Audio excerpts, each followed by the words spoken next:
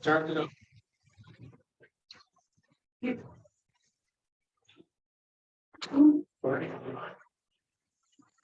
Okay, therefore,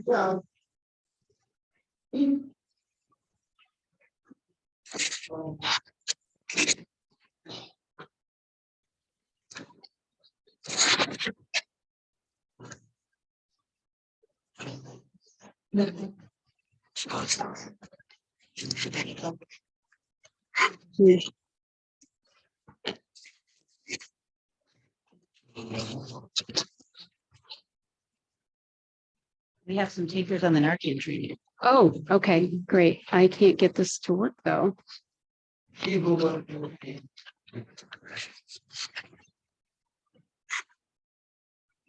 Mhm. Okay. Hey, go. Explanations are very.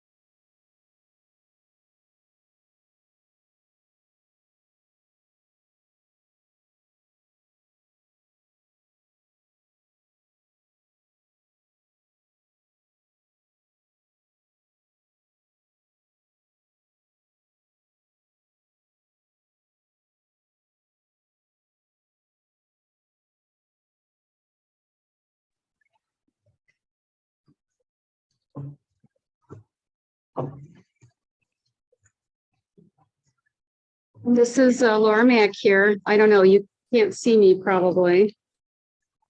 Let's see. Here's the camera. Hi there. Hello. It's kind of loud in here right now. I don't hear any feedback. I just hear you. Okay. All right, that's good. I'm gonna put the camera here for right now. Okay. Let's see, we have Paula's iPhone Mhm. and Robin Nast. If anybody is here wanting credit for court, please put it in the chat. What court you are with?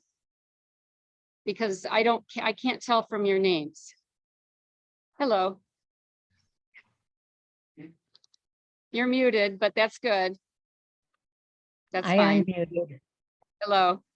Hi, I'm Robin. Yes, thank you. You're welcome. Thank you for coming. And Paula? Hi. Hi, Paula. Hi. All right, welcome. Okay. Let's see, we have more people in the waiting room. I'm going to go ahead and admit them.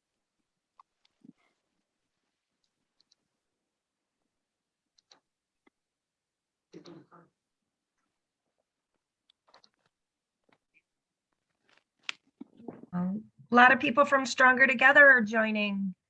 I Rita, see an Kristen, iPad here. Star. I see an iPad here. Please identify yourself. It says iPad. I'd like a name for everyone. So that's Terry. The iPad is Terry. Okay, all right, great.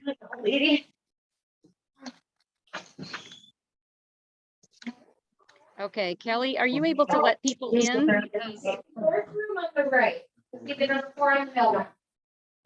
Can you make me co-host? Okay, let me see if I can do that. Yes, I'll make you a co-host. Thank you, Kelly. That would be great. One, yeah. One. All right, thank you all for coming. We'll be getting started in just Yeah, a few. one. People are still arriving, so it's just a little bit loud. But I'm going to turn the camera around and see if I can get it focused on the table where the speakers will be. So bear with me while I do this. Now, see, that's not very good. It's blurry. It's blurry. So I'm going to try to get it closer. Let's see. Oops. There we go. Getting closer. That's still really blurry. It's very blurry for me.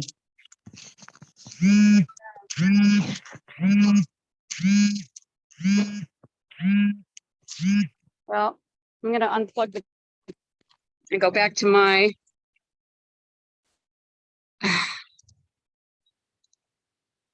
okay. So this is I'm wondering, Laura, if it's because you have like that background where it makes everything in the background look cloudy. oh right. Background. Mhm. Good observation. All Yeah, right, your face let's is change clear, that. but that's much better. Mhm. Okay, well, let's what do I do with the camera now? That's better. Mhm. It's perfect. Mhm. Mhm. Yeah, Thank you for that. that worked. Okay. Well, let's see once I hook the camera, the external camera back up. Right, Kelly. That makes sense. Looks like we have a good turnout tonight. Okay, there. Okay. Mm. Much better. Much better. Okay. All We right. can see 4 chairs. Okay. And Kelly, if you could keep track of the chats and maybe I'll try to get Alfred to come over here to monitor it. Okay. Okay, we can see 4 chairs. I don't know if we need to see more than 4. Oh.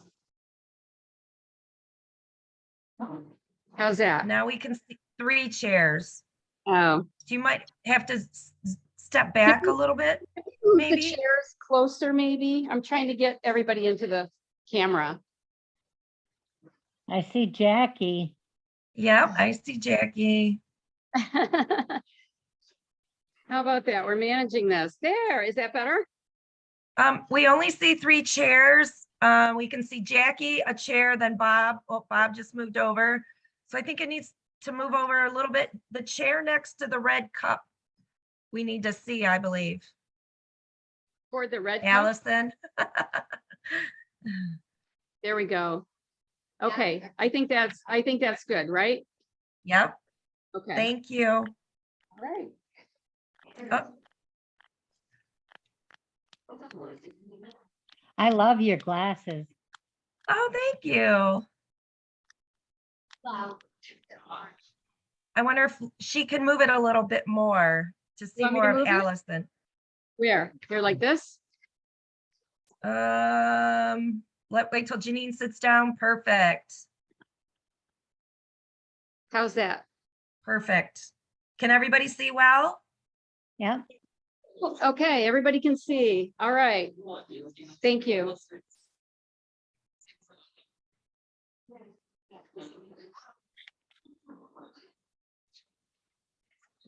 Can you guys hear us?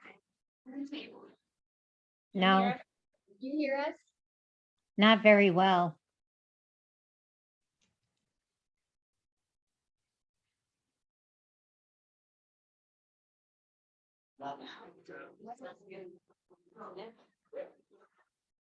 Maybe once they talk into the microphone, it might be better. That's really loud. Oh, Yeah. that's good. That's We good. are getting started now. I know people are still arriving, but we do want to respect everyone's time, so we are a little late getting started. And we are doing an absolute hybrid today. This is the first time we've actually projected onto the screen people attending by Zoom. So thank you for bearing with us. I am Judge Laura Back. I'm a retired district judge from the city of Wayne. I am now the president of the Northwest Wayne chapter of FAN. I took over from Laura Rousseau, who's here, who's still on our board. But her law school duties were such that she couldn't continue as president this year. So I agreed to step in, but she has some big shoes to fill. And I'm not filling them that well, but all right. Okay. So thank you for coming out. I know it's hard to leave your homes. We've all gotten kind of used to staying at home. So we do appreciate your actually coming here in person. We are going to be holding the rest of our forums in person, except next month. Next month's forum, July 11th, not the week of 4th of July. It is going to be a really special forum. And it's going to be about the new harm reduction program in New York City called On Point. It just started in December of 2021, and it is it's a highly innovative and successful harm reduction program. So, and we wouldn't be able to have them if it were not for the wonders of technology. So we elected to go fully virtual for that meeting. So we encourage you all to please sign into our Zoom account for that one, and you'll be getting information about that. It's our same password and ID number as with all of our monthly forums. We're excited about our forum this month in June. We have Jackie Sanders, who is the moderator, and she originated with our chapter. She's a wife and a mother of 2 sons. She has enjoyed a career as a public school teacher. When her own son developed a substance use disorder 15 years ago, she began a support group for other mothers in similar circumstances. More recently, she designed similar family support groups called Stronger Together groups for the FAN organization, and that now meet across the state. Our chapter's Stronger Together group has been enormously successful and active. She has been active in this local FAN chapter and is currently employed by the FAN organization as coordinator of family recovery services. Is that I apologize. Jackie will be discussing the challenges faced in the first 5 years of recovery with Bob and Janine Davis and their daughter Allison Hurst. Allison began her journey with substance use disorder when she was just 16. She is now in her 30s, correct? And she is the supervisor for the peer recovery program at GrowthWorks. You might say she has come almost full circle. So we're very proud of her. Also, she is going back to school. She's currently in school to get her MSW, so she can continue to devote her life to helping people who struggle with substance use disorder. Her parents, Bob and Janine, have been supporting her since she began this awful and very difficult journey. They have had their own journey and are willing to share it with you tonight. Thank you for your courage and willingness to help others by speaking up. I already told you about our July forum. Our August 1st forum is going to be employment following conviction. We'll feature speakers from Michigan Works and others with personal knowledge about how to remove barriers or overcome barriers caused by addiction and conviction. On August 31st, we will hold our 5th annual Overdose Awareness Day event. Usually we have it here in the summit or in one of the parks in Canton. So stay tuned for details. We are working on them as we speak. And then on September 16th, we are holding our second golf outing called Around for Recovery. And we encourage you all to please take a flyer, circulate it among your friends and family, anybody who golfs, anybody who's willing to sponsor a hole or any other kind of sponsorship. You don't have to golf, you can just come for dinner. That's what I did last year. I am not a golfer. My husband is a golfer, but I am not. But he really enjoyed himself. It's at Fellows Creek, which is in Canton. And it was a blast. It was really a lot of fun. So we encourage all of you to try to attend that if you can. I do want to thank our sponsors, Sweetwater. Skywood sponsored our snacks.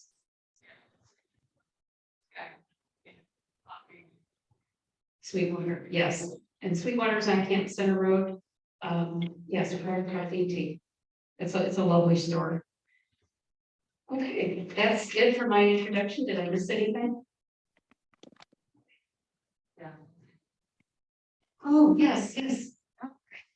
To encourage you to come tonight and to come to future forums, we decided to give you a little incentive for appearing in person.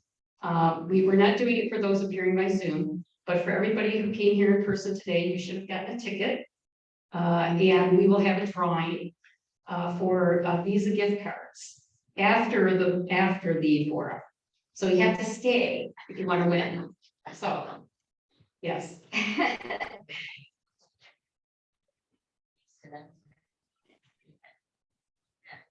Any of you did not get the opportunity and you would like to participate, you've got the resolution. At some point at the desk, make sure you can. I think your odds are pretty good, right? You're here today, so excellent odds. So without further ado, I'm going to introduce Jackie Sanders, who will start leading the discussion with our panelists. All right, can our guests online hear us now? Okay, all right, that's good. And maybe Lauren or Dara could pass handouts. If you didn't get a handout on your way in, it doesn't exactly mirror what we're going to be discussing tonight as far as the exact stages, but it'll give you a pretty good idea about long-term recovery. So there are 2 phone calls always on the minds of individuals who have a family member with a substance use disorder. And one of those phone calls is that nightmare that you have of getting that phone call in the middle of the night, letting you know that your loved one has lost their battle with addiction. But the other phone call is at the opposite end of the spectrum. And it is that phone call that you've always dreamed of when your loved one reaches out and says that they are now ready for treatment. And as family members, we are elated, we are relieved, because we just know that somehow this is the end of our journey. That our loved one is going to go into treatment 30 days, maybe 60 days, and they're going to come out and everything is going to be okay. Everything is going to be back like it used to be.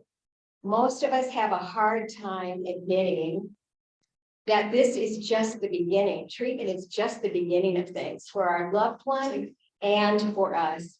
Because even in the best case scenario, we have years of work ahead of us. And it's difficult for us to face that reality. But when we don't have a realistic view of the challenges that lie ahead, we become discouraged, we become disappointed, disillusioned. We can point fingers at each other when things aren't happening on the time frame that we think they should have. So tonight, we're going to talk about the reality of recovery and specifically focus on those first 5 years of recovery work. We're going to be visiting with Allison and her parents, Bob and Janine, probably familiar to you because they have been longtime supporters of our fan chapter. And they're going to share their family recovery journey over the past 8 years. This is going to be what I call a kitchen table talk, as if they were simply sitting around the kitchen table reflecting back on their journey. And we are kind of just listening in tonight. So Allison, I thought maybe you could start out by kind of setting the stage for us. What brought you to that place where you finally decided? That's a weird feedback. Yeah, what brought you to that place where you finally decided that you were ready for treatment, that you were ready to do something this time? Set the stage for us. So, as Laura said in the introduction, I started using drugs and alcohol pretty heavily by age 16. I was pretty much using daily. By 18, I was going to treatment and getting arrested and all of the things that come along with substance use disorder. Really, there's a lot that happened in those like 12 years between my first treatment and the time that I got sober. So it's kind of hard to like sum it all up into like what happened.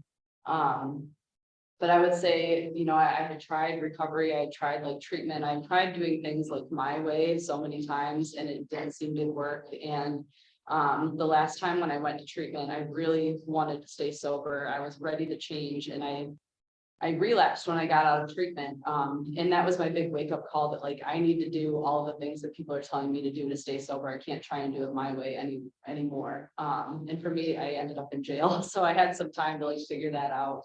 But that was my real big wake up call that, that I need to change or I'm going to die. I thought it was interesting when I talked to you folks earlier because they were saying, Allison, how many times was it that you tried recovery? And I was very surprised by your response, Allison. Do you remember what you said? I think I said that I've really only tried recovery one time. My Yeah. parents might have a different story. Right. My experience. But isn't that interesting right there to show such a different perspective? Because from our viewpoint, they've tried many, many times and it hasn't worked. From Allison's perspective, she said she really only tried one time. And I thought it was interesting too, that her mom said there was an occasion when they picked her up after treatment. And it was apparent to you right away that she was not ready to do this. And just tell that little story because I found it so interesting as a parent myself. Well, I often, when I talk to parents, say, don't listen to what they're telling you, listen to what they do. Because when you have a family member that's gone to a treatment program once, twice, 5 times, whatever, they know all the right things to say. They may have the big book memorized, or they know everything to say. But you got to look at what they're doing. And I could tell the way her hair was fixed, the way she was dressing, just her whole attitude. When I picked her up, this was just going to be a no-go. We went out for breakfast or lunch, and I picked her up, and I almost was thinking, oh, she's probably going to go use right now. And just it was that apparent to me that she was nowhere ready to go on a journey of sobriety. Yes, she may have been through treatment, but we weren't gonna, this wasn't gonna be it.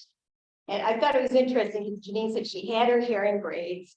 And that might not be the sign to all of us, right? That our loved one is not ready, that they had their hair in braids. But by that, she meant that she just had not made a separation, I guess, with your old past life. And those braids to her were just representative that this was not the time that she was going to change.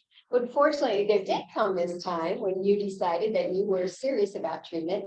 So as I remember, you got assigned to drug court too? Yes. Okay, tell us about that, because I don't think families know much about drug court. In fact, I remember one day a mom called me on the phone. She said, oh no, they sent it to something called drug court. And I said, No, you had just won the lottery, and you didn't know, and many times families don't, so tell us what that involves and how it helps you. Yeah. So for me, it was definitely something I had to be willing to do. You know, with my substance use, I've been arrested multiple times, been on multiple probations. And I had never been compliant with probation before. I was never able to make it to like drug tests or, you know, fulfill my community service hours or any of those things, even pay off the fines. I think a lot of times I would just like max out on my time and be done with it. And this time I was really ready to do something different, and my probation officer at the time, actually, I don't want to say I was completely ready. I thought that it would be easier to just go to jail. I was in jail, waiting sentencing. The probation officer that runs the sobriety court program, the treatment court program that I was in, he came and talked to me in jail and talked to me about the program, all the things that entails. I mean, we're talking breathalyzers 5 days a week, random drug screens, AA, you know, 12-step meeting every day. I had to go to a sober living house for 6 months. And I looked at all of these things and I was like, there's no way I can do that. I've never been able to stay successful with this before. Like, just send me to jail. I'll do my year or whatever it is. And he told me basically, you know, like, just give this a shot. Like, this is your chance at recovery. And if it fails and you screw up, you can always go back and go to jail. And I was just gonna say, judges in the audience, that was Judge Burke, right? Yeah. Judge Burke. Yeah. And he was tough. I mean, he's very tough. And I give Allison a lot of credit here because she worked very hard, because it's a 2-year program and she did it in 18 months. And she was working at a car wash, taking buses to work, you know, and trying to stay sober and going to meetings and doing everything that was required at that point in time. But So when you come out of jail, then where did you go? I went straight from jail to a sober living house. And I committed to staying there for 6 months, and I actually stayed for almost a year and a half. Because that's what I needed. Yeah, I wasn't ready to go out into the real world yet. And, you know, the people in my life that I had, you know, made friends with, like in recovery, like they told me, like, you'll know when the time is right, you'll know when you're ready to leave sober living. And I really listened to that. I waited until I had you know, a dependable roommate. I wasn't moving out with the first girl that I met in treatment that might or might not stay sober. You know, I waited until I had somebody that was stable and like a good support, and I was financially ready to move out. And I think it was right around the time that I graduated sobriety court that I moved out of sober living too. So can you describe that a little bit? Because I find many families don't understand what sober living is about. They feel when their loved one either comes out of jail or comes out of treatment or detox, that there is no alternative. They think they have to welcome that person back into their home. And transitional housing is a wonderful option that's so good, that can be so good for the individual who's struggling, and really can give family members some relief too. So tell us what that transitional housing is like. So for me, it gave me the structure that I needed. You know, I needed somebody to tell me that, like, you have to make your bed every day. You have to like wake up at a certain time, like you have a curfew. We had house meetings. So once a week we would have house meetings with all the girls in my house. It was a female only house. And I had a house manager that lived there in the apartment building. And we check in with her regularly. I mean, we were subject to random drug screens or random like searches, which, you know, that happened probably more often than I would have liked to, considering I was already in drug court. But, well, so you just get used to being in front of people after a minute.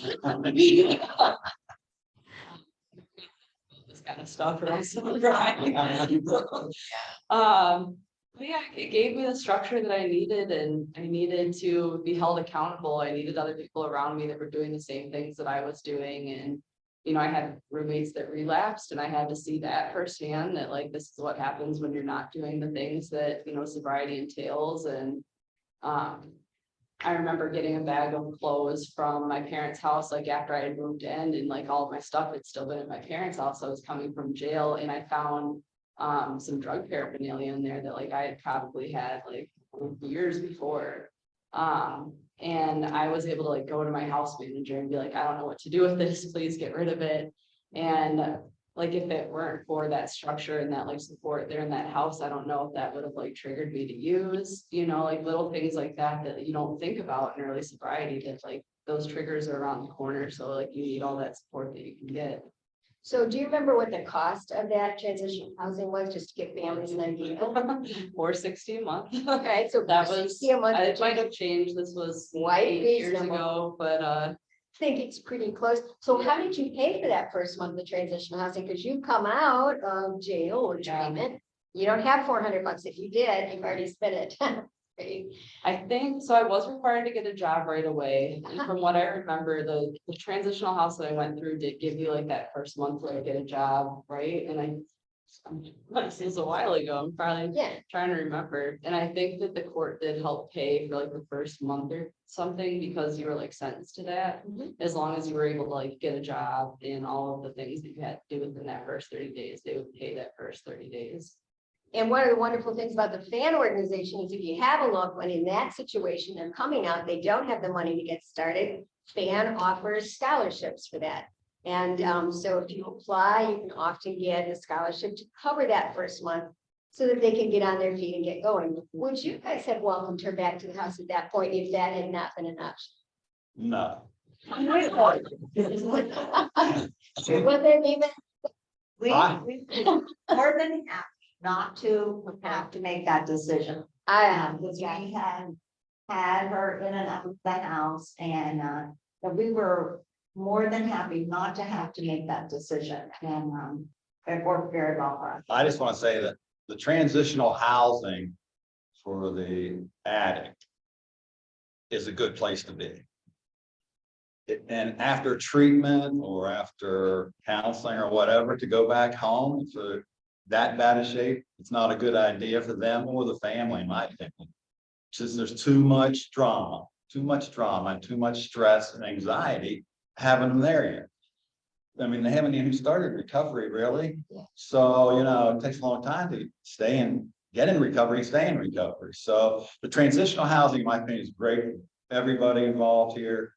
And if you cannot have, try to find a way to have them not come home, have them do something else, I don't know, well, I don't know what to tell you. I don't know.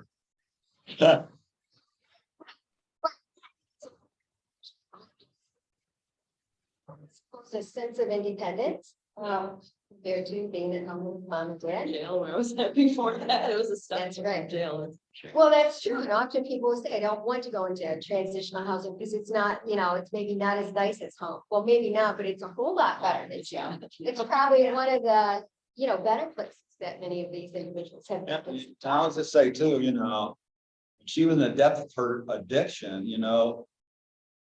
people, they lose track of reality and responsibility, there's no responsibility. They just get high and lay around and, for the next fix. So, I just think that, if they're in that environment where there's transition, if they came home, it's very difficult to control them when they're home. But if they're in that environment where there's some discipline and some structure, and where they have to go out and work, and like I said, she's working at the car wash, I think at that time, and a deli, to make enough money to pay their rent. That's about it. So anyway, that's my thought on it, don't let them come home right away. So I got arrested a few days before my 30th. So I was 30, yeah. Had you begun to get the feeling that you were being left behind, like by your peers, like they had gone on with life, some of your friends from high school, or you weren't perceiving that? And it's weird, like, I think I noticed that more, like, as I got more sober. Okay. But I really surrounded myself with, like, the AA community, and I got sober in Ann Arbor, which is a really, like, close-knit AA community. And I really, like, found family there, I found friends there, like, I needed that. And a lot of those people that were my age, they were in the same places I was at, or they were in worse shape than I was at. But then, like, everybody's on Facebook and stuff. And so, like, the longer I stay sober and I see all these people with, like, their kids are going to middle school, and I'm like, oh my gosh, like, I can't even think about that yet. Or like, they're getting these great careers, and here I am working at a deli trying to, make minimum wage. So I kind of had to, like, disconnect from that a little bit. And luckily my addiction took me, like, pretty far from those people at all. So I didn't really have those like I don't talk to the same people as I did like growing up, and I grew up in Plymouth Canton, which is a huge community anyway, so most of my peers I don't even know. So Janine, during this time, she's going through all of this. How did you feel about that? Like, did you see her friends moving on, right? But now they're graduating high school, graduating college, they're starting careers. So what does that leave you feeling like? I mean, is there sadness? Is there grief?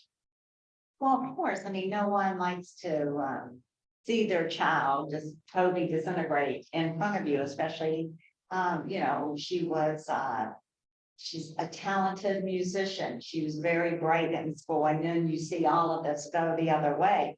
But I think that anyone who has someone, or especially a child, in addiction for a while, you think more about the first scenario that Jackie talked about, was getting that phone call at night, and that they didn't make it. And I think we had, you know, prepared a lot of around that line. So anything that she was doing to keep herself semi good was encouraging to us. There was not a fan organization, you know, all these years ago when we were doing this, and we had gotten a lot of education through the Dawn Farms educational series. I know some of you are familiar with it. And one of the first things we learned about the disease was it's chronic and it's relapsing. So I think we had a lot of really high expectations at that time. It was a lot of building. And yeah, you compare yourself, you compare your kids to their peers, you think, oh, this one's getting married, that's one having a baby and all, but we were just happy that our daughter was living at this time. You know, we never gave up hope that we would be in this position, but we were on a way different way of thinking at that. So how realistic do you think you were, Allison, at that point? So this first year, about the work that was going to be involved in recovery? I don't think I realized the totality of it at that point. I was really just focused on like the one day at a time, like just for today, I have to get up, I gotta go take my breathalyzer, I gotta go to work. When I get off work, I'll shower, I'll go to a meeting, come home, check in with my house manager, go to bed. Like it was like that for quite some time. I don't think it was really until I got like out of transitional housing and kind of on my own that I really started to realize all of the work that, you know, recovery entailed. Because it was a lot of monotony kind of in the beginning, and just trying to figure out also how to have like fun in sobriety and like how to be like an adult in sobriety. A lot of growing pains, I think, in the beginning. Bob, do you think you had a good perception of how much work this was going to take? Or were you kind of like me thinking, well, a few months of getting back into the swing of things? I mean, Be honest with you, I didn't know how long it would take. You know, she had some serious addictions there. yeah. So, you know, and we were very happy that she's made it to recovery. And Now we got to start the recovery process, which, you know, it's not like a 1 month, 3 month thing and you're good to go. It's can take a long time. It's really probably a lifetime journey for most people to stay sober. So so what did your trust look like at that point? So Oh, Alice yeah. is wanting to come back and she's now, and I suppose the trust was gone, the relationship was kind of shattered. well, definitely. I think every parent can say there was a lot of trust broken between them and their children all the time, actually. So she had not gained, okay, she went through all this, right? And she got through transitional. Now she's out on her own. And personally, I still did not trust this situation. And how did that manifest itself? Like, did you just not trust in your mind, or did you have to change the way you interacted with her because you didn't trust her? Well, I will say though, first that she was doing the things that needed to be done. I mean, Okay. she was going to meetings, right? And you were working and you were trying to do everything the right way.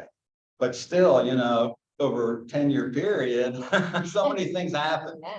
that it's very difficult for a parent to say, oh, okay, you're ready, come on, we're ready to go. We're not. I mean, in the first year, first year recovery is not a lot, because I don't know if relapse happens in the first year, it could happen ever, anytime I see. So I just think I wasn't ready yet to trust her. Okay, Not, you know, I mean, we supported her and encouraged her in right, her right. recovery. But, you know, if she would come over to the house, you know, there would be no alcohol in the house, Okay, you know. yeah, There would be no pills showing in the house, you know, and you need to keep an eye on. yeah. Jeanette, what kind of boundaries did you put in place? Told me about one of the first family gatherings that you went to. And how there was some trepidation there between you and maybe other family members about trust. Didn't you have a big family picnic afterwards? Yes, we had. Yeah. And, there was much alcohol there. Oh, And all with 6 the months. young cousins and all that, and this will be the first time Allison would have gotten together with these cousins, and so we had kind of asked them, you know, we're not gonna say don't drink, but let's not have the coolers right out in the boats and everything, and they were pretty cooperative and everything, and everything went really well, and they were very, I have to say, our families, both sides were extremely supportive and encouraging throughout this whole process. You know, we visited you at, when you were in treatment. Yeah. Oh. And everything, couple family members. Yeah. And so it was, yeah, we were pretty lucky on that. Also about the transit, we didn't say that Allison didn't have a driver's license, so she couldn't just show up at our house anytime. And so that kind of also put some distance between us as well as, you know, geography. Now, that doesn't, not having a license didn't stop her from showing up at other things, but we knew that she wasn't going to show up during transitional issue. There were too many rules, so it would have to be followed. And that helped with that first family outing too. I was in transitional housing. I had really only been out of jail. I'd been sober 6 months, but I'd been out of jail about like 3. So it was all, everything was still very new and scary. And I wasn't allowed to have like overnights yet. So like I had to come back to my transitional house. Like I had to have a plan in place, with, like my house manager, like there was a lot of stuff in place before I was even allowed to go on this family outing for what, like 5 hours. It wasn't even like a full day. And I had to call my sponsor and like check in, like, you know, so I had a plan. And really like the alcohol didn't bother me. Like I know my family doesn't like drink alcoholically like I did. But like there was gonna be beer there, and it was like during the day, people were out like fishing and out on the boat and stuff like that. And it was just, it felt good to like see my family, but I think I was really nervous going into that experience, just nervous about what everybody like thought about my situation, you know, even though my mom said my family's been very supportive. Like at the time, I didn't really know how everybody felt. Like I didn't get to talk to them about it until probably years later. And when I got to like make amends with family members or just like have those, you know, pretty, you know, long conversations about like what had happened. And so I don't know, I think it was just kind of scary going into that whole experience. so then you described that first year then as just being able to focus on your sobriety. So your mom mentioned you didn't have a driver's license. It wasn't all these other things going on. So tell us about that first year, how you focused on the sobriety. What did you do? What was your life like? Well, I was really scared about going back to jail. So that was an extremely good motivator. I didn't think that when I was in jail, but once I got out and started like living life, I say I really don't want to go back to that. Yeah, I was going to meetings every day. I was getting really involved in like my recovery community, doing a lot of service work and just learning how to like have fun with others in sobriety. I joined this thing called Mickey Paw, which is the Michigan Convention for Young People in AA. And even though I'm in my 30s, like I was acting like a 20-year-old and going to these like parties that like sober parties where people are dancing on chairs. And like I needed that to like experience how to like have fun. Like I feel like I missed out on my 20s. I was getting high for all of my 20s. So I needed to like be with my peers and learn how to experience like life sober. So my first year was really just focused on that. It was just recovery. Everything I did was related to recovery. I even worked with some people in recovery. Like the people in my life, the only people that weren't in recovery were like my family. And even that, like our interactions were kind of limited. Like you know, I wasn't allowed to have overnights until I was there for what, like 6 months or something, and. I was so busy with sobriety court and work and meetings and all that stuff that I was able to do my own thing. I think that was probably good for you guys to let me do my own thing. How about, were you still pretty egocentric or Oh, were you? yeah. Okay. I mean, yes, but in like a different sense, like I had to be selfish. I had to focus on like my recovery and like I had to learn how to be like independent, I guess, and. You know, but I was still very wrapped up in like what my needs were. Like, I need to go to meetings every day. I need to like call my sponsor. I need to take these drug tests and breathalyzers and like, you know, Was there a lot of anxiety? Did you experience anxiety that first year over these kinds of things? Was it stressful?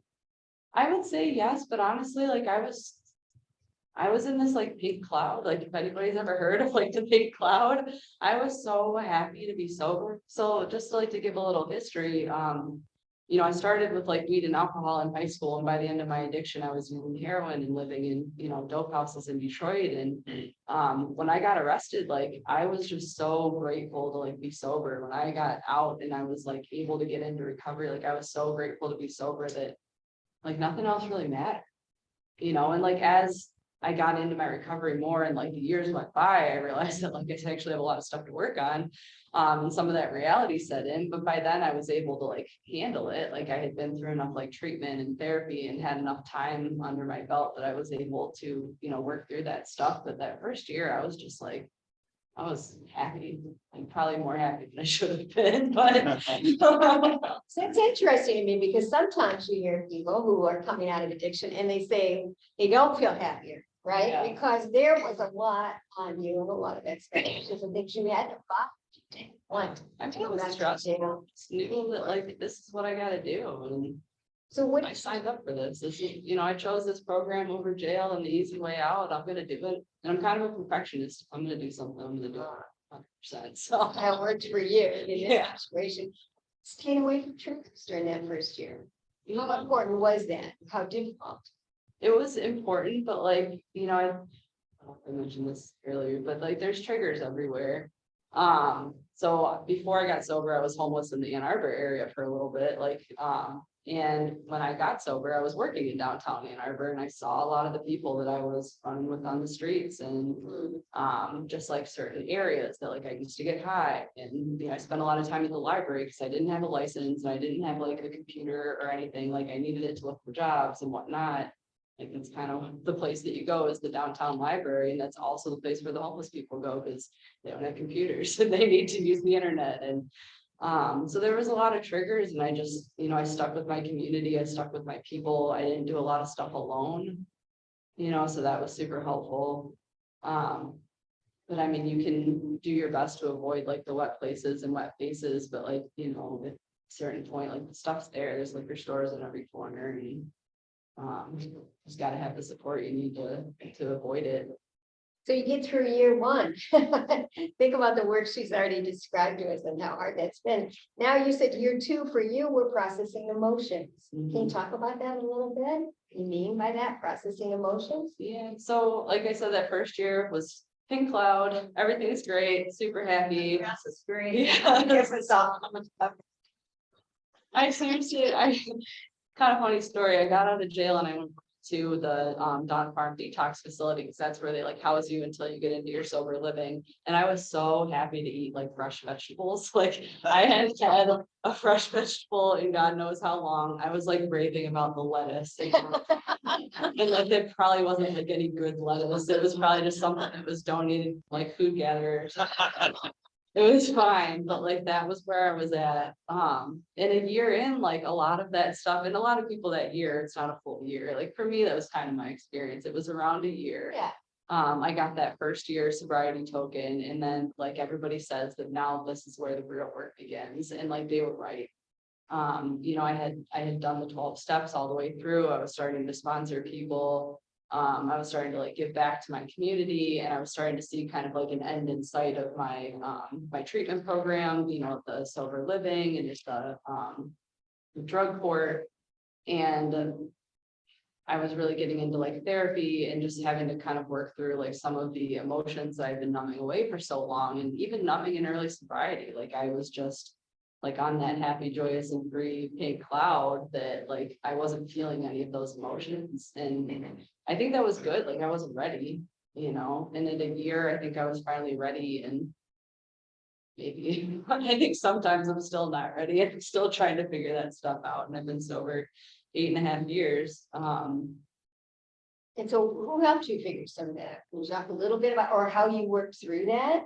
Yeah, I mean, sponsorship really helped, and like just other people, and I go to AA. There's so many different pathways to recovery, but that's my own personal pathway to recovery is through Alcoholics Anonymous. And I have a sponsor then help me work the steps, and I think that that really helped doing those inventories, identifying like my feelings around certain things. I did a lot of treatment. I mean, I did like the inpatient, the intensive outpatient, the outpatient, the relapse prevention.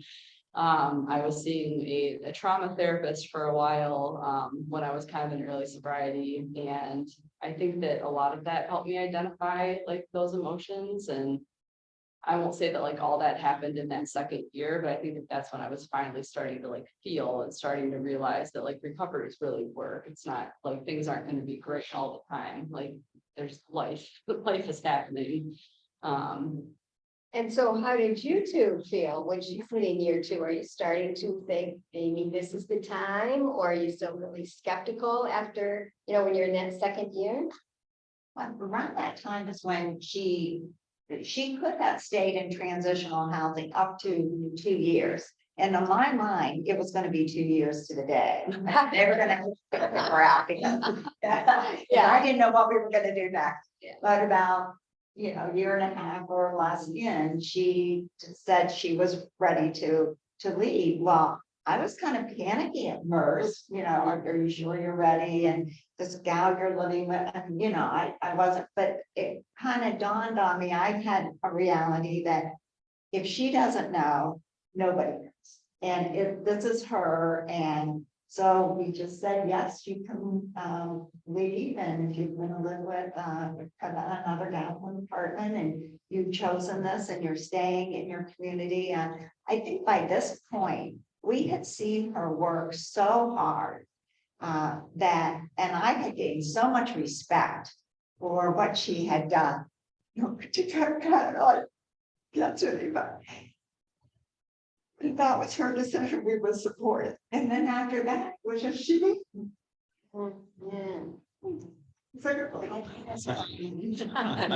Yeah.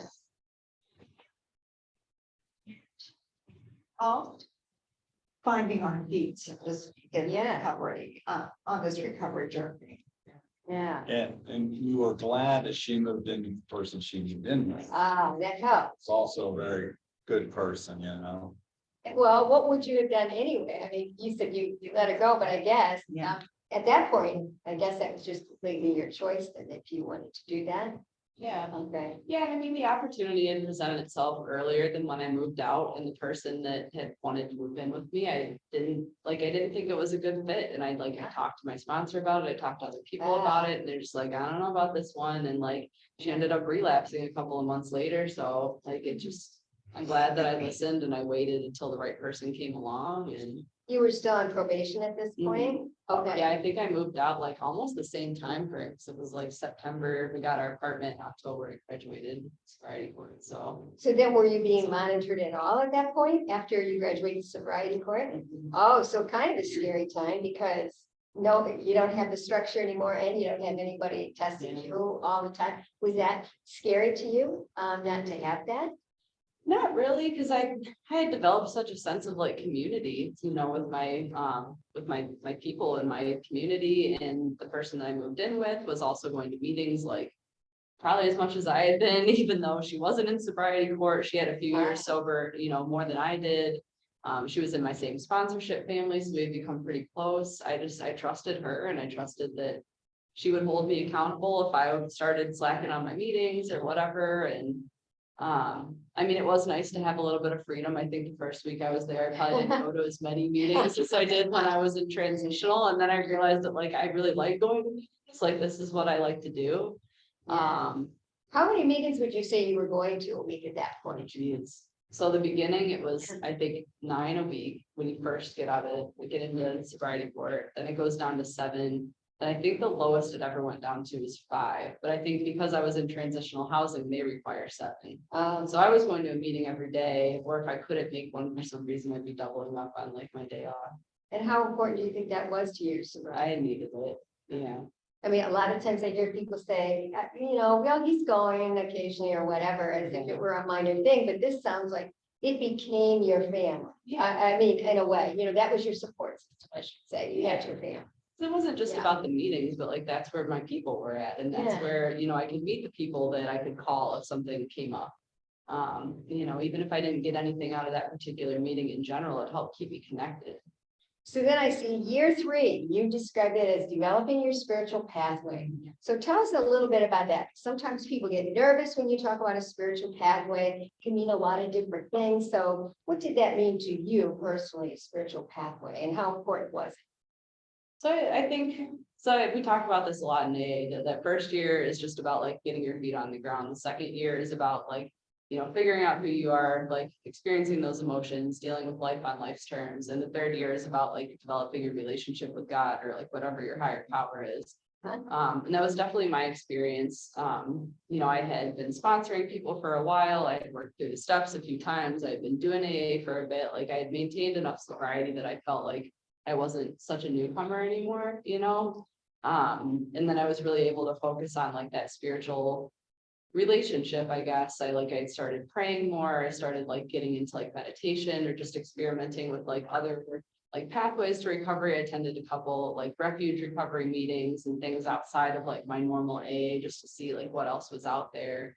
I started getting more into like exercise and like my spiritual fitness. Like for me, that's a big part of my meditation is like running. So I started really getting into running a lot. I don't know, it just kind of helped me get like more grounded, I guess, and more outside of myself. Did you become aware at that point? Did you become aware of maybe the way in which your substance use disorder had impacted your family? I don't think I will ever fully grasp how much it's affected me. Even preparing for this forum tonight, when we've met and when we've like discussed, you know, what we're going to talk about, things have come up that I didn't realize, you know, or maybe I did, but I saw it from a different angle, you know, because I know my experience and not what my family experienced. Perception might be different. You know, And Bob, how did you feel about that? Like, did you have any anger like at that time? Like, you know, why do we have to go through this? The way it harmed your family, perhaps. I would say in the early stages of her addictions, there was anger there. Yeah, we had some fights kind of thing, you know, but to me. She said just in here. Forgot when we put the luggage out on the porch. So,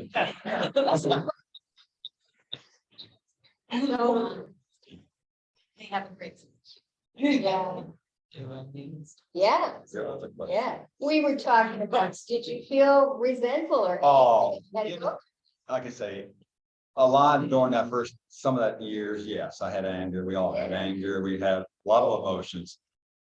Disappointment, sadness, Yeah. frightened, you know, you got a daughter on the streets of Detroit by herself, you know, it's pretty scary. Having a son's bad enough, but you know, maybe they can take care of themselves, you know, so you worry. So, but we were proud of her and what she's accomplished, you know, we try to encourage her and support her the best we can, but she also had to learn how to be independent again. Do things like most people. Yeah. We were having our earlier discussion, we said one of the things that for us was very healing is we could sit down now at a meal and talk about some of the things that happened. And, you know, at the time, it was not funny at all, but now we could laugh, not only at some of the stuff, crazy stuff that she was doing. You know, so sit and laugh about it. And I think for us as a family during the years of recovery, that has been very healing. And we're talking about these three, but actually there's a fourth family member, and of course, she can have her privacy, but do you want to talk at all about, just, I know that that relationship wasn't as strong during these other years, and then we work to maybe restore that at some time. Yeah, Yeah, so I have a younger sister. She's 3.5 years younger than me, and she was definitely affected by my substance use. When I started using heavily, she was a young teenager. And I was supposed to be her big sister, you know, I'm supposed to take care of her and show her, you know, how to live life and all these things, and I'm driving her to school smoking weed in the car. She's showing up to school and people are smelling weed on her, asking what's going on, and it's me, you know, and that's just like the beginning of it. And she, you know, she stuck by my side through a lot of my struggles, and, you know, towards the end, I think, I mean, I put her in some pretty like horrific, like scary situations, and it's hard to talk about. it's okay. No, I mean, I can talk about it. It just takes. She also needs her own personal space Yeah. about this. But it took me, I remember I was 4 years sober. And she called me. She had like a fight with her boyfriend or something like that. She was upset about something, and she called me to talk to me about it. And she's like crying. And I remember getting off the phone with her and just being so happy, like, not that she was in this horrible situation, like crying to me, but it was the first time that she had called me for like sisterly advice or sisterly support. You know, and that was like 4 years sober. And if you would have told me when I first got sober that it was going to take 4 years to get my sister back, I don't know if I would have like stuck with it, you know, because that just seemed like so far away. Yeah. You know, but she needed that time to heal too, and I needed that time to like get better. And I mean, even our relationship now, like we have our ups and downs, like we're sisters, you know, but Yeah. I call her when things aren't going well and talk to her, and you know, it goes both ways. And then, like, year 4 is kind of you taking on some adult responsibilities. So Bob and Janine, what do you start seeing Allison do that is like adulting now at that point? What kinds of things were changing? She had several hills to climb. The license is one. When your license is revoked, the state of Michigan, it is not easy to get your license back. There's a lot that goes into that. And she just kind of laid out her plan and worked through that. She was a medical professional, and she had lost her license to practice, and she was getting that back. And so she had to work to get that back, and that was not easy either. And so she just really took on everything, and just like she said, once she gets something in her mind that she's gonna do, nothing's gonna stand in her way. And she did amazing work to get her license back, to get her the medical license back, all while getting her life back. It was just amazing, and Well, some happy things in that time for sure. Wasn't this about the time you got married, around there, 4 or 5 just years? about. I think, yeah, I think like 3.5 years, because we've been married. We'll be married 5 years like next week, and then yeah, so I was about 3.5 years sober. And did that concern you? I mean, that's taken on a huge responsibility, huge relationship. And was that a worry, just marriage in itself? Not really. I mean, you know, my husband's also in recovery, and you know, I had waited to like start dating. I don't want to say I waited to start dating. I waited to start like seriously dating until my Okay. sponsor told me I was like ready to like have a relationship. And I had so many people in my life that were close to me that I could check in with, like, because I didn't know how to help healthy relationships. None of my previous boyfriends from when I was using were far from healthy. Yeah.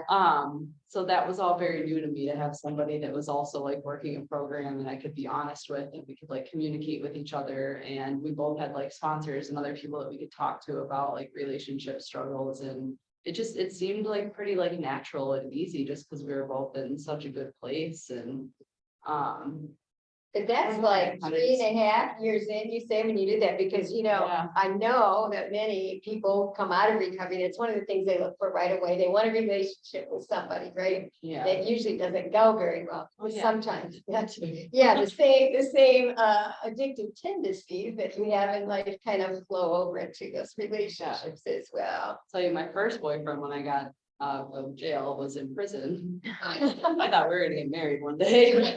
So I think I made a lot of progress in this. First year. Yeah, that was. Gas. They're louder.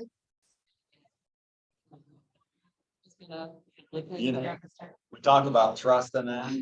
Yeah. This was about when I finally felt that I could trust her. Oh. It's that 3.5 years. Yeah. So, because she married a good guy, and they worked together on sobriety and. Their whole life had changed, and they were committed to it, so. I felt that I felt then that she was gonna be all right. She's gonna make it. Easily. Do you think it would have worked as well if you had married somebody who hadn't had those experiences, who wasn't working on sobriety, who didn't understand those challenges? Like with it. Yeah, yeah. I don't, and it's not just about like the recovery stuff, but to have Okay. somebody that could like relate. Or like there's so much baggage that comes with me with life. Yeah. Like even though I'm this like healthy person now, like I have this whole history that like, as you can see, I will gladly share with anybody who wants to, if it's gonna help somebody else. And I mean, this is what I do for a living, and like, Yeah. I don't know if somebody that wasn't also in recovery could understand that and be okay with it, and that hasn't always been easy, even like with me and my husband. I mean, we've had stuff come up. I've had like a lot of trauma, in my history, and like we worked through it. And I don't know if like somebody that like isn't also in recovery would really understand that, be able to like, deal with it. Yeah. And also my whole life is like recovery, so I don't know, just be weird. And I think it's interesting you talk about her willingness to share her story, because they are not up here tonight, obviously, because they're looking for empathy or sympathy, or they want to share drama, because I know there's a lot more drama if they wanted to tell a story that they can do. The whole purpose is to share, I call it share your story, share your strength. Just the strength we get from listening to your story, and the encouragement that it is that there is hope for families out there who've gone through this. So year 5 now, kind of got life as an adult kind of going here. What were you doing at that point? What was your career? I had gone back to work as a dental hygienist and realized that I don't like it. Okay. I was using, I thought that like that was my solution to like my drug problem and my addiction was to like go to college and get like a degree and like get a normal job, and then everything would be fine, right? So I was smart, like even with my addiction, I did pretty, I graduated. I wouldn't say I did really well, but I graduated. And after I got sober, I realized I don't really like, this isn't what I want to do. And not that I hated it, it's just, this isn't like what I was meant to do. I want to help others. Like I want to get into, working in the addiction field. So I got a job as a peer recovery coach at GrowthWorks. I started there part-time, and within a month I quit my job as a dental hygienist and started working there full-time. And after about a year, I became supervisor of the program. Like our program really expanded, and I became supervisor and decided to go back to school and get my master's in social work. So that was like year 5 was like really a lot of big life-changing stuff. Like I had been married for a little bit, like, we were looking at houses. I was really thinking about like my career and my future and like what I want to do for the rest of my life. And I worked really hard to get my dental hygiene license back after it was taken from me. And then I realized that this isn't what I'm gonna do. But maybe you need to do that hard work. I did. Yeah. I did. I needed to have that experience, and So we kind of left you guys out of the picture. So you mentioned that your own recovery involved on farms for a while, that have some excellent programs. If you haven't been involved in those, they have great family programs. So tell us a little bit more about your recovery journey during that time, because these are people who at one point, I'm sure, were devastated, probably, I'm guessing, not sleeping well, not eating well, really isolated, all these things that we've all been through. And now you sit here as very healthy, happy, joyful people. How did you get there? What kinds of things did you do for your own recovery? Well, I think that we did mention that our expectations were fairly low for that. So I think that kind of helped get us through. Okay. We were both raised in alcoholic households, so both had a parent that was an alcoholic. So we had, I think, some understanding of what life was like. It was like I always say, it's pretty chaotic. And I think what helped us, the two of us, the most is that we were a united front and we had very good communication, and even what we would sort of get our plan together, we would sit down with Allison and one of us might say something that totally off the wall. But in front of her, we were like, yes, that, and then, behind the scenes, we're like, holy be something.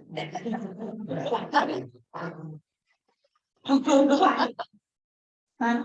Yeah.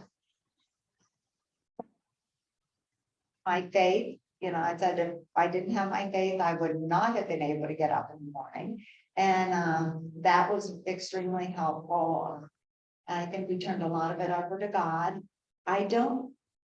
We did not seek out a lot of support group or whatever. I think FAN is the first, and Bob found FAN was the first support group. I did try some Families Anonymous, some Al-Anon, but quite frankly, I think I always was grounded in that we have a problem, and and I thought if I went to one more meeting where a mother said, we wouldn't be here if that boyfriend didn't give her heroin. Well, hello, mother. There was a lot of stuff going on before that here. That just wasn't my thing. God brought a lot of good people alongside of me. My very, very best friend was having some issues. My sister was just a great support. She's also a counselor. And, so I had some people I could share with, even all those years ago when it was not spoken about and it was a very stigma. And we could talk about anything, the two of us. And I think that's kind of what got us through. And support groups you'll hear where husbands and wives are on way different, the spirit polar opposites on what's going on, but we weren't.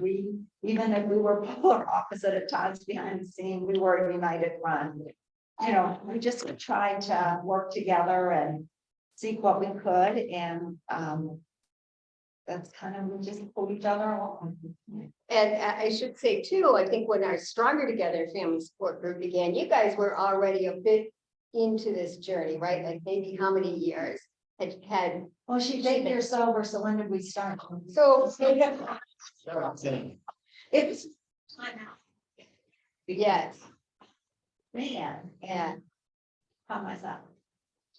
I have to wait to after this. But I bring that up because they were a little bit further along in their journey. And so as we started this group, we needed some solid people, right? You can't have everybody who's in the midst of the chaos in the group, because you need strong people like Bob and Janine, and everyone in the group. When I always say Bob and Janine, they're just like our rock in that group. And they were very instrumental in getting that group going and helping other people. And yeah, even now, all the time. Yeah, Bob and Janine, they'll know. Yeah. Or Bob, well, we have something sometimes in meeting, we'll say, just ask Bob, because he's very decisive and can have a lot of clarity. And sometimes these issues get a little silly and dramatic, and just ask Bob, he'll just say, no, you need to cut. I that just out." talk too much. No, Told me to limit it tonight. no, he can get to the point. So we really appreciated that. So now you're kind of, in this year 5, finding this balance between recovery and work. How do you do this? Find a balance in recovery. Like, have you been able to ease up some on your recovery work? Yeah, I mean, I would say my recovery now looks a whole lot different than it did when I first got sober. Okay. I definitely don't go to as many meetings as I used to, but I have a lot of other things in my life that like help keep me accountable. I probably go to like 2 meetings a week, which I wish that I could go to more, but I also have a toddler. I am in grad school. I work full time. But I still have a sponsor that I check in with at least once a week. I still have probably 5 or 6 people that I talk to throughout the week that are like my core people from AA that are also, on this journey with me, that just kind of are my like accountability buddies, I guess. I recently started, one of my friends recently started, but I'm hosting it at my house, a book study. We're reading through like a spiritual book. And they're all women that are also in recovery, also in AA, and we're reading through the spiritual book about how to talk to God, how to listen to God. So kind of getting more into like that spiritual practice of how to like meditate, things like that. So like my world really still revolves around recovery, even though I'm not like just going to meetings and just doing all of those things that I had to do in the beginning. And that's hard. I mean, there was definitely, I'd say in the last couple of years, I've really had to work at like what that balance is and like what is okay for me and what do I feel good with. And there's been times where I wasn't doing enough for my recovery and it showed, I was not happy. I was like, anxious or worried about like, what's going to happen next, or just kind of like that irritable, that you get if you're not like working a strong recovery program. Especially when I started like grad school, when the toddler happened, when he wasn't a toddler, and trying to figure out how to like be a parent and like also like be a recovering person. That was a really big challenge. I think that there was probably like a few months there where I was not focusing on like me and my own self-care, and I'm grateful that I've been far enough removed from the drugs and alcohol that like the thought to use didn't cross my mind, but I wasn't like in a good place like mentally, and luckily I had people in my life that hold me accountable and would say like, when was the last time you went to a meeting? When was the last time you got down on your knees and prayed? When was the last time you called another alcoholic or you helped somebody else? And it's like, all right, like I got to get back to it. I got to get back to those things that I learned in the beginning. But I know that's a slippery slope, if you don't act in those moments, you can easily go back to, picking up a drink or a drug. And How long was it before those thoughts kind of weren't always in your mind about wanting? Honestly, I think that when I was in jail, that was it. I had like the come to Jesus moment in jail. I was able to work with a sponsor when I was in jail, and I think that like going through those steps for the first time and just like clearing away a lot of that stuff, and I came to this like acceptance of where I was at. It's kind of cliche. I had this like white light, like God experience or whatever you want to call it. That when I got out, I didn't want to drink or use anymore. Like I did not want to. And I haven't had the thought. I mean, I've had like little moments where it's like, oh, I wonder what that would be like especially like now, like the weed that's out there now is so much different than the weed that I was using when I was smoking pot. It's like, oh, I wonder what that would be like. But like, I don't think about it like, it's not like a craving or a trigger or anything where I'm going to dwell on it. And if I have a thought that's like completely obscure, like, oh, it'd be nice to have like a nice ale sitting out on the summer, like I'll tell somebody and they're like, that sounds dumb, and I'm like, yeah, you're right, that sounds dumb. How about making amends or forgiving yourself? The making amends, I think I had to be at a pretty solid place in my recovery. When I got to that, I think I started making amends when it was probably about 9 months sober. I remember it kind of lining up with like the steps, so it was like 9 months and on step 9. And my sponsor recommended that I start with some of the easy ones, like don't go right for the parents, like they need more time. They need to see that you've like recovered a little Yeah, now. yeah. And like you have to have some like practice ones, right? So like maybe that person that you just told that, something like that. I don't know. Right. I did a lot of shoplifting. I had a lot of like financial amends I had to make to like CVS and Kohl's and stuff. So like those were kind of some easy ones. Did you make those, you mean in literal ways? In other words, you paid money back? So what has been decided between me and my sponsor is that when I'm asked to donate money, I donate money. So when I go through the checkout line at Kroger and they say, do you want to give $1 to like the Cancer Foundation? I'll give $1 to the Cancer Foundation. Right. We tried to come up with like a total sum of the amount that I had shoplifted over the years, but it's just like, who knows? Yeah, yeah. This is a way you can go into Something, yeah. Yeah. And then to just like do the next right thing. Okay. No, it sounds like a really practical way of going about it, because some of these things cannot be reached. Yeah, and everybody has a different, like, I mean, that's just like between me and my sponsor. I've heard of people having to pay back thousands of dollars to Meyer or whatever it is, and whatever feels right for you in your recovery between you and your advisors, I And guess. does that help? I mean, when you do those acts of making amends, it is useful to you. It is useful, yeah. What about forgiving yourself? Do you have to do any of that? Oh, okay. Yeah, I mean, I think that came a lot later.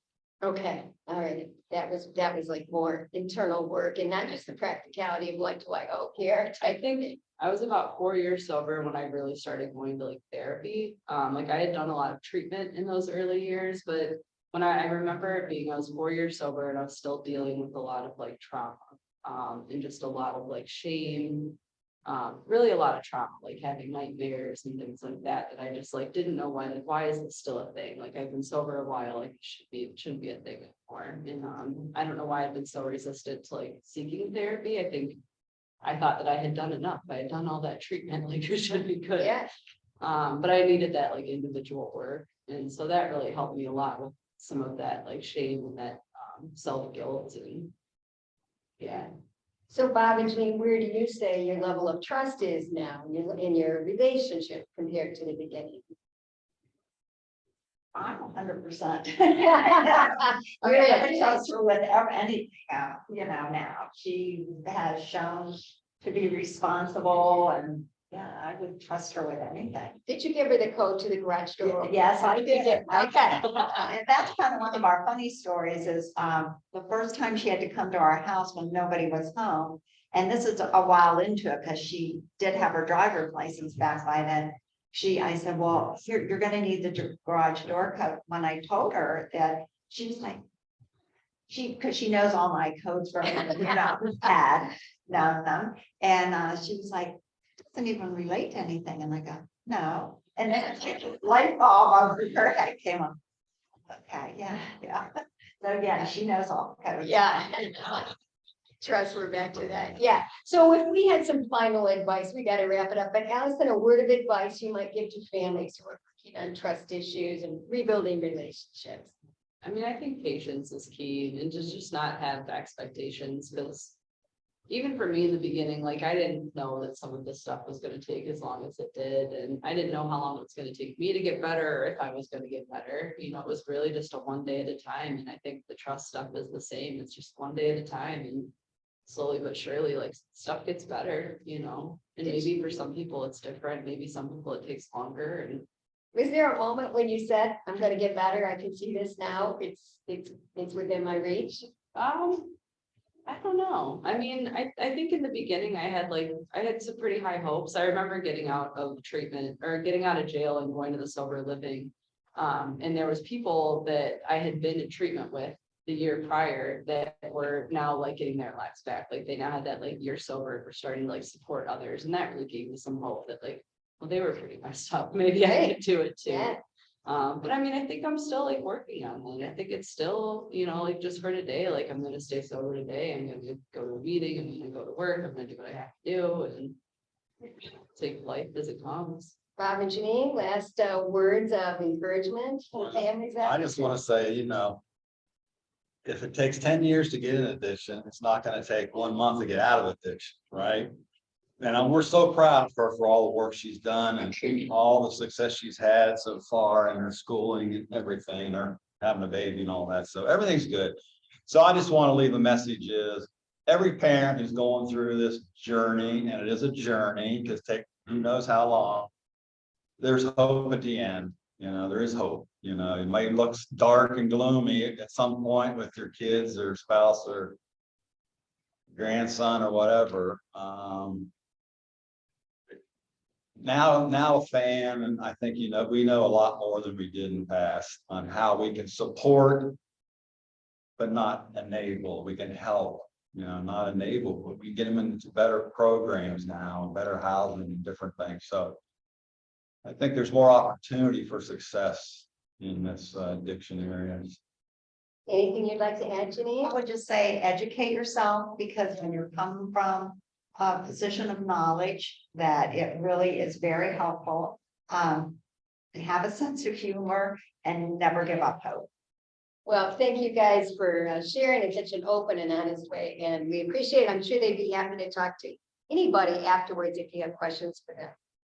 I have a Zoom question, and the question is for Allison, and the question is, in your journey of recovery, did you ever figure out why the addiction took your life out of control to begin with?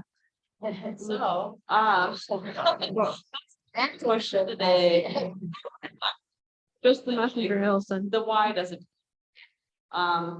But to give you a little background, I was adopted. I have alcoholism and addiction in my family genetics. I learned that later, like in my 20s. My birth father is a drug addict and an alcoholic, and I'm pretty sure on my birth mother's side, there's some stuff going on there too. So I'm sure there was some genetic predisposition for it. I definitely didn't grow up like in a house where people were drinking and using drugs and. What mattered is what she's done after that, and, Yeah. yeah, that's, but there's always heard that comes from somewhere, and it's always good if you can identify it, helps you. And sometimes in families, I think it gives us some understanding, yeah. I mean, I didn't know what was gonna happen. I picked up that first drink. Like, I didn't know like the life that it was gonna lead to, you know, but I think I mean, I was triggered right from the very beginning. I remember that first experience and I remember how I felt and I remember wanting to do it again. And unfortunately, that's just the way my brain is wired. There's one more question from the Zoom audience and is what do you suggest when someone is trying to remain sober, living with their parents? Should the parents remain from having alcohol in the home or in their presence? Oh, I would say if they're going through recovery now, early, Yeah, it seems to be early early. recovery, so to speak. I would say have no alcohol in the house. I found all the alcohol that they tried to hide from me. Just get it out of the house. They can find it. Liz. It's a way to be supportive. I mean, if they're doing what they're supposed to do, that's one loving thing that we can do is be supportive in that way, I think, yeah. All right, well, if you have questions after, I'm sure they're happy to talk to you. Oh, I'm sorry, you're giving me the time signs up. Trying to be. Yeah. Bring up the topic about how children, as you, like you said, your parents, the birth parents were of addictive past, whether it be drugs or alcohol. In a situation like you have your toddler and I'm a 14-year-old, I'm concerned, what do you think, or anyone that could give a tip? Knowing that I am and have addiction issues, if it isn't drugs, it's shocking. It's shocking. So, how do you prevent and set up a safe zone for your child not falling into that? I mean, I have a lot of friends in program in recovery that have kids that are teenagers and starting to get to that. And I think about that a lot with my son. I mean, my husband and I are both in recovery, so I know genetically, like he's gonna have, you know, the predisposition. And I think just talking about recovery, being open about recovery, that like letting them know that, you know, if you use drugs or alcohol, you might not react to it the same way as some of your peers might, where other people might be able to stop when they want to, you might not be able to. And just being honest and educating and letting them know, like there's resources out there to help if this does become a problem. I think some of it you just have to kind of turn over, you know, you can't control the kids, right? And I've tried to do all those things that you said, like, Yeah. you know, resources and, you know, trying to actually, there's a DBT class I'm taking. Where, you know, they give crisis prevention and she's, you know, well, I'm not gonna go into that personnel thing, but, I'm not you. That's what I'm getting right now. And I said, well, great.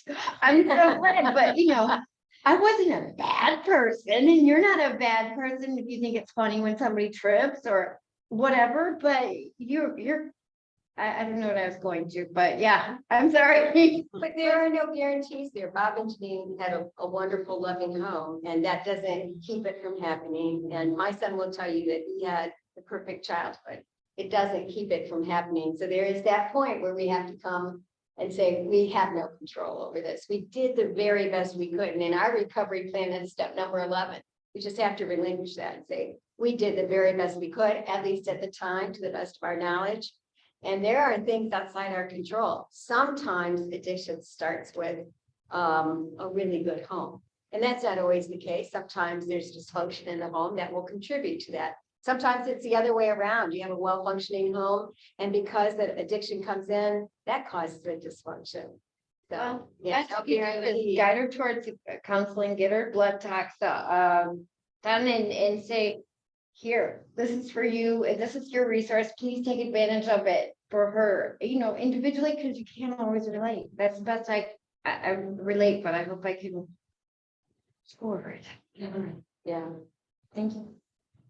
So, good question.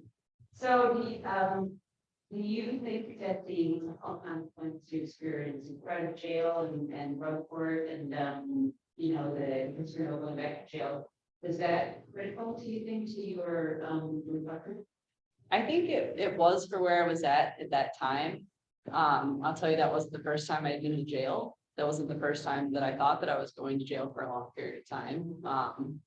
I think that I was ready for recovery, and so that scared me, that like, I want to be sober and I want to do this, so I don't want to go to jail. But there were times where I didn't care, like whatever, send me to jail, just get out and do what I was doing. But I mean, it was definitely a good motivator. Yeah, go ahead. This might be a hard question, but were there things that your parents did or didn't do that would have helped you in your recovery or that didn't help you in your recovery? Okay. Yeah, I mean, I think those early days of like me staying in sober living and them saying like, you're gonna kind of do your thing, like that was really helpful. I know that when I was going through the drug court program, I owed a lot of money. I owed money in like restitution and like court fees. I mean, it was like thousands and thousands of dollars. And they did set up an agreement with me that like they were willing to help me with my transitional housing fees, my rent. If I was working, if I was staying sober, if I was staying compliant with my probation, and I was paying my court fees. And that was helpful. You know, I wouldn't say that they like did things for me, but they said like, as long as you're doing your part, like we're willing to help you through this journey. And I'm grateful for that, because I probably wouldn't have completed sobriety court in those 18 months. I would have done the full 2 years, because that was a lot of money. When you went to treatment, I mean, do you feel like you have to put money into it for it to be valuable to you? Like if somebody else pays for it, it's not. No, I mean, some people aren't in the position where they can pay for it. You know, I think that it depends on what the motives are and the intentions are, and whether or not somebody's doing the work. I mean, I'm sure there's times before this where my parents paid for treatment or they paid for court fees and all that stuff because they thought they were helping me, and I wasn't ready to be helped. Like I was, you know, just happy to not be in trouble anymore. As a parent, if I knew then what I know now, I would have done some things differently. Yeah. Like what? Well, I would have taken her car away from her Just for her safety? and other people's safety. Okay. She had, yeah, Yes. she had 2 GWIs and I should have taken her. Really? But she was working and school, so what do you do? You know? And So anyway, yeah, that was one. I think as parents, this is really hard. We just look back, we can feel some guilt about that. Because we just didn't know better, especially back when Allison was struggling, back when my son was struggling. We didn't have options. We didn't have the resources, the knowledge that we have now. And we did sometimes not do the right thing, unintentional. Yeah. Did you have a question, Pat? Regarding your personal therapy, I understand that it benefited you greatly, Yeah, I still see it. and it took you a long time to get there to do that. Is that because it wasn't time in your schedule, or you just weren't ready to do that? I think I wasn't ready for like the real, like I knew for me that there was like trauma that I was gonna have to deal with. And I don't think I was ready to deal with that yet. I was still very focused on like just staying sober, like just figuring out how to like, you know, have a job and have relationships and all those things. And it was when that trauma really started to interfere with like my marriage and like my personal relationships and my ability to like sleep at night. I realized that like I can't put this off anymore. It had been suggested to me like throughout my recovery, and I don't think I was ready until that. And that's fine. I mean, that's just where I was at, you know, but I still see her now, even though I'm not dealing with the same trauma stuff, but I'm dealing with, you know, like having a little toddler, like being in school, the stress that comes with just like normal adult life. So I'm really grateful that I have that relationship with that therapist now. You think you would have gotten to this better place a little quicker if you would have integrated that with the, you know, the wellness part? I don't know. I've thought about that. Like I have friends that did some pretty like intensive therapy in the early stages of their recovery, and I don't think I was ready for it. I don't think I was ready to handle like those emotions or to really like process some of that stuff. Like I was still kind of in denial about how bad some of it was, you know? I don't know, I feel like everything happened the way it was supposed to for a reason and still here, so it must have worked. I don't know. I have another question regarding your three suspensions, your license. You know, we used our 44-year-old son who was not had a driver's license for 20 years. And it almost seems like once you lose it for that, you know, then you have a repeat offense, then you're on the hamster wheel spinning, trying to get it back, and it's so difficult to achieve that, and it almost becomes hopeless. You just keep driving Yeah. without a license. Well, that's not. She did a lot to get that license back. In fact, she had a letter from. Yeah, so the judge from my sobriety board program wrote me a letter, but you had to really be doing like recovery. Like I had to prove that I was in recovery. Like I was going to meetings almost every day. I was working the steps. Like I went in front of that board and they asked me questions, like detailed questions about the recovery process that you wouldn't know if you weren't doing it. And they want to see that, you know, whether or not you believe in AA, like I will tell you that the driving board wants to know that you're going to AA. Thank you. Yeah. Yeah. Did you have any experience in early recovery with, maybe discontinuing one area of addiction, but then another one kind of creeping in? Yeah. Okay. So I'm also in recovery eating disorder. That I started struggling with as a teenager. And I started getting help for it, like pretty much in the early stages of my recovery, but I didn't really get into a solid program until about 2 years ago. You know, and my relationship with like food and my body and exercise and all that is very much affected by my eating disorder. And I think I was about 6 years sober and still like struggling in those areas. And my therapist had, you know, that's part of the reason actually I went back to therapy. It wasn't just the trauma, but also like the eating disorder stuff. And I was really afraid that if I didn't do something about that, it was going to lead to a relapse, even though I wasn't thinking about using drugs or alcohol. I just knew that like, I can't continue to act on these unhealthy behaviors and stay well. And now I've been free from my eating disorder. I haven't acted on my behavior in almost 1.5 years. And that doesn't seem that long compared to my sobriety, but I mean, that's a pretty big miracle considering I've been pretty unhealthy in regards to that since I was a young teenager. Yeah, a lot of addictions that cross over for a lot of people, you know. Any more questions before we? All I say on that, on another addiction she took up was running. Yeah.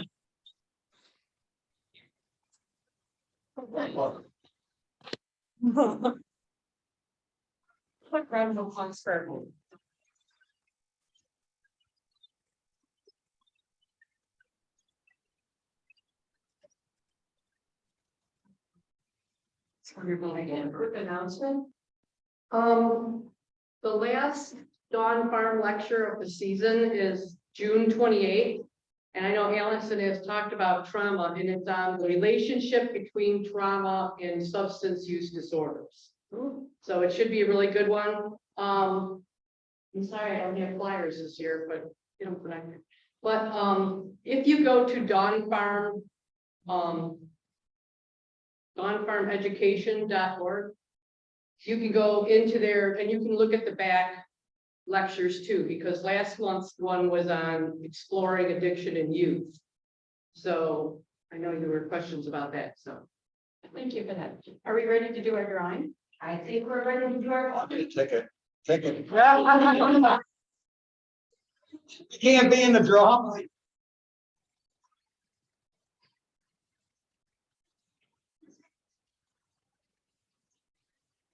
Time. Yes, please. So the next, as our president, Gordon mentioned, our next forum is in July, and it's on Zoom because of who we have as our speakers. So for many of you who are not familiar with this idea, it's going to sound really crazy. there's a harm reduction approach called safe consumption sites. The idea is you could bring your drugs to this place and you can use under the watchful eye of professionals who will save your life if you overdose. It's something that Canada's been doing for quite some time. It's something that some countries in Europe have been doing. There have been cities in the United States that have been trying to make it happen. Seattle, Philadelphia haven't been able to break through the challenges that go along with this. And New York did it. So there's a nonprofit called On Point NYC. In December of 2021, they opened 2 of these, and they refer to them as overdose prevention centers. Obviously, and I can tell by the expression of many of your faces, this is very controversial. So it's a super interesting topic. I reached out to them to see if we could have their executive director speak to us about this, right? So be at our forum, tell us why, tell us how, tell us what does this do that's good? We are currently in this country, I don't know if you're aware, having over, I think the last 12-month period was 106,000 overdoses annually in this country. I remember when it was 70 and we were shocked at the time, 70,000, we're now over 100,000. So I'm open to the idea of thinking out of the box. And this is something that's designed, not saying it's good, not saying it's bad, I'm saying it's very interesting. So would love to, if you're interested in it as well, an opportunity to hear the argument for this, why they're doing it, and bring all your questions. And why, it should be a super interesting forum. We're doing it on Zoom because, again, the individuals are from New York, and it's just a lot easier to do it virtually than to try to do a split program. So anyway, there's a flyer over there, July 11th, because we normally do the first Monday, but because of the holiday, we're the second. Thank you. Yeah. You ready for the drawing? But who eats that? That's right. Wait. We got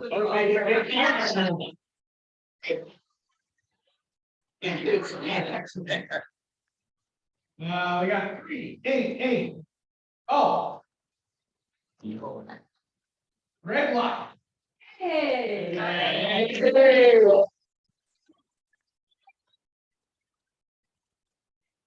Oh, great.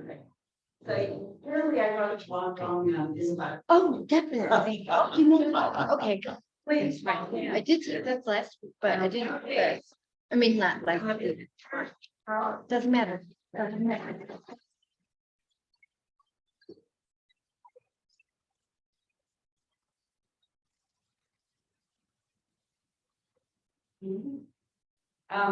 Mary Honey.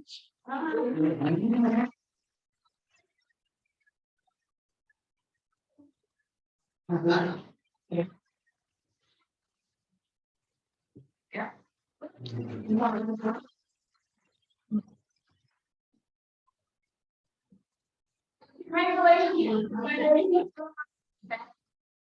Yes, thank you so much for coming out. And we'll see you not in July, but in August. Back to meeting. 1 day.